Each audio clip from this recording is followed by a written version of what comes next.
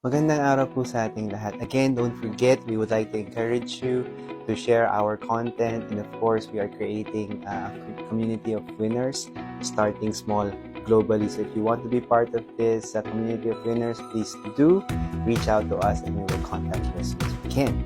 So ngayon po, sa ating pagkakataon na magkaroon ng opportunity to do some self-reflection, it is very important for us na hindi ibig sabihin, let's say, na hindi na naging maganda yung start or yung middle or yung latter portion ng 2024 sa atin, we will stop growing, stop developing, stop pursuing our small wins. Napaka-importante po na if we're going to finish 2024, we finish it strong.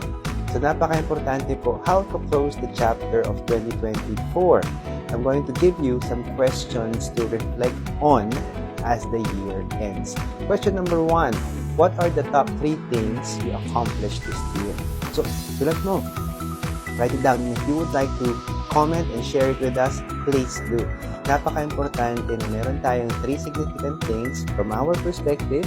Hindi naman natin kailangan kunin ng approval o like ng mga kaibigan natin, that it is something that you have accomplished for yourself. Let's say, weight loss, weight gain, diba? O di kaya grades sa school, o di kaya promotion, o di kaya revenue stream or relationship, diba? Nag-goal ka na magkaroon ka ng boyfriend, o magkaroon ka ng girlfriend, at nagkaroon kayo ng pagkakataon to happen.